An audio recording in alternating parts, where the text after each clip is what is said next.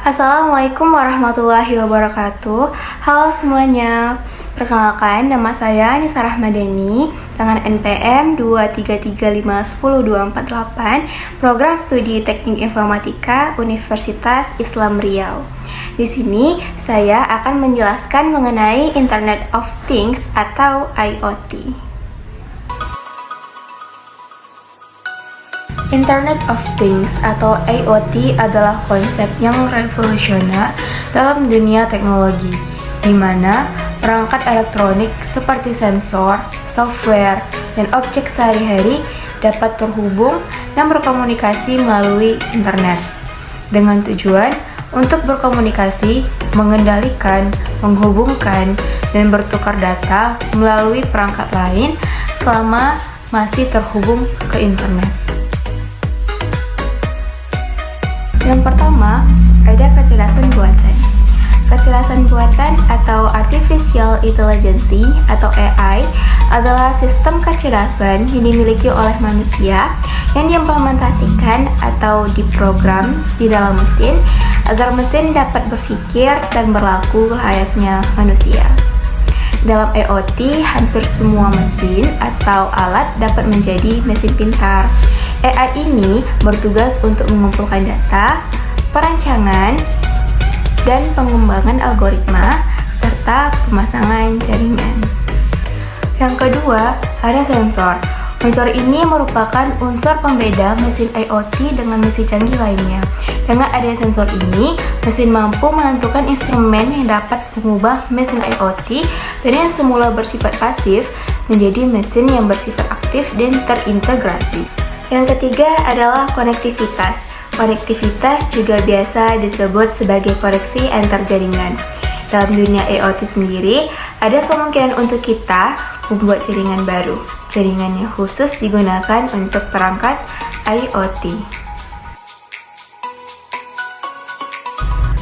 Pada dasarnya, IoT beroperasi dengan cara menghubungkan berbagai jenis perangkat seperti software atau hardware ke jaringan internet.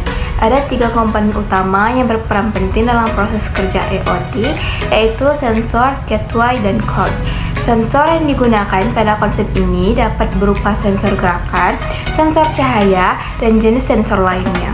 Tujuan dari penggunaan komponen ini adalah untuk mengumpulkan data dari objek-objek fisik yang terhubung dengan jaringan internet. Setelah sensor berhasil mengumpulkan data tersebut, komponen gateway berfungsi untuk mentransmisikan data itu ke cloud atau internet yang terhubung.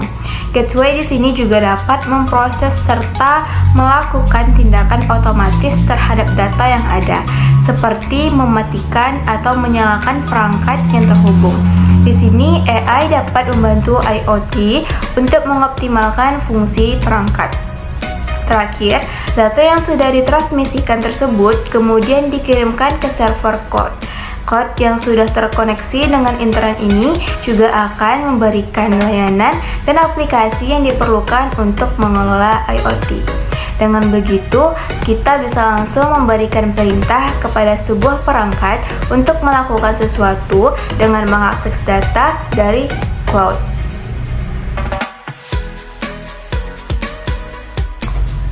Dalam penerapannya sendiri, IoT ini membawa banyak sekali manfaat.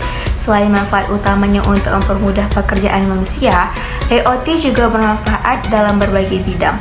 Berikut beberapa di antaranya. Yang pertama adalah pertanian.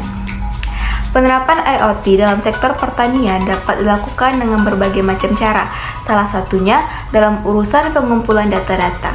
Data-data yang dikumpulkan dapat berupa suhu, kelembapan, curah hujan, kadar air dalam tanah, dan pemantauan hama. Contohnya, petani dapat mengetahui data-data yang penting seperti kadar air dalam tanah dan suhu sekitar dengan sensor yang ditanamkan. Data-data yang terkumpul dapat digunakan untuk mengambil sebuah keputusan guna meningkatkan kualitas dan kuantitas, meminimalkan risiko, dan mengurangi usaha yang diperlukan untuk mengelola pertanian. Selanjutnya adalah di bidang kesehatan. Dalam dunia kesehatan, IoT terus dikembangkan. Direncanakan ke depannya seluruh hasil pemeriksaan dapat langsung diterima oleh para tenaga medis atau rumah sakit. Data yang dikirimkan seperti hanya tekanan darah, riwayat penyakit, penyakit yang sedang dialami, dan lain-lain. Yang di bidang transportasi, IoT dapat membantu manusia dalam mengintegrasikan, mengontrol, dan memproses informasi pada sistem transportasi. Penerapan IoT ini berkembang sangat pesat dan dapat diimplementasikan pada mesin kendaraan atau pada fungsi kemudinya. Salah satu contoh IoT dalam bidang transportasi adalah mobil yang dapat memarkir sendiri dan mobil yang dapat berjalan sendiri atau autopilot. Diharapkan dengan adanya IoT dalam sektor transportasi ini, angka kecelakaan dapat jauh menurun. Kemudian, otomatis rumah. Selanjutnya, dalam sektor rumah, perangkat IoT juga tidak hanya bisa digunakan dalam sektor-sektor usaha saja, tetapi ia juga bisa digunakan untuk keperluan pribadi. Kamu dapat membuat rumahmu menjadi serba otomatis loh, mulai dari menghidupkan lampu, menghidupkan perangkat elektronik, dan membuka pintu rumah. Perangkat-perangkat itu disebut sebagai smart home peripheral atau perangkat rumah pintar. Yang terakhir adalah di bidang lingkungan. Biasanya untuk sektor lingkungan ini menggunakan aplikasi dan perangkat IoT yang menggunakan sensor. Contohnya seperti alat yang dapat memantau kualitas udara, alat yang dapat dipasangkan ke satwa liar dalam penangkaran, pengecekan kondisi air, dan lain-lain. Bahkan, IoT juga dapat dimanfaatkan untuk sistem peringatan dini bencana. Segala kelebihan yang ditawarkan oleh IoT tentunya tidak bisa menghindari dari adanya tantangan. Berikut adalah beberapa tantangannya. Yang pertama yaitu keamanan data privasi. Sistem IoT terhubung dengan jaringan internet dan perangkat-perangkat lainnya. Hubungan ini tentunya bisa memberikan celah bagi para pelaku kejahatan cyber untuk melancarkan aksi peretasan IoT. Perangkat IoT terkadang memiliki sistem keamanan yang lemah dan tidak memadai. Hal inilah yang menyebabkan maraknya kasus pencurian data sensitif oleh pihak tidak bertanggung jawab. Untuk itu, diperlukan upaya perlindungan data dengan sistem keamanan enkripsi atau yang lainnya. Yang kedua yaitu regulasi rendah. Tidak hanya dari sistem IoT yang memungkinkan terjadinya tantangan, dari pihak luar pun bisa mempengaruhi kinerja sebuah sistem.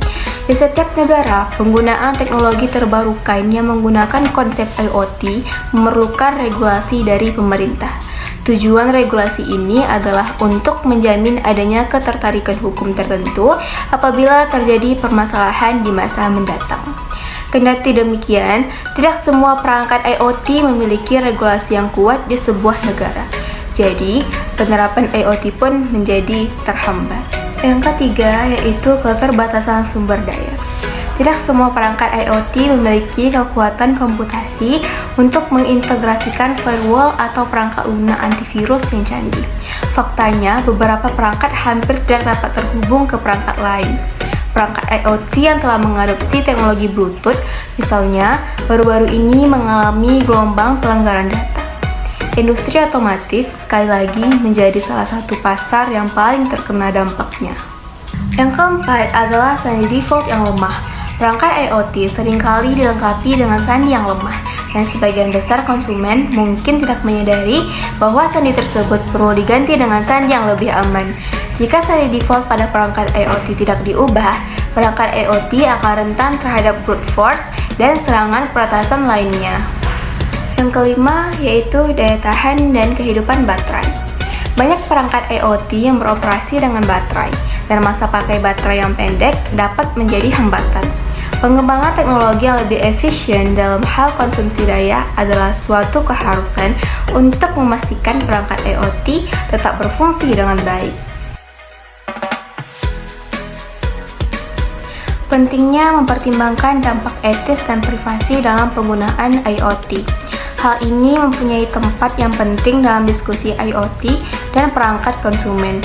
Kita harus mempertimbangkan etika dan prinsip moral dari tindakan mereka dan dampaknya.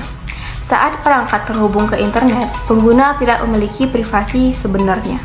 kita dapat memantau konsumen melalui perangkat pintar, termasuk rumah, peralatan, mobil, perangkat yang dapat dikenakan, serta meteran air dan gas.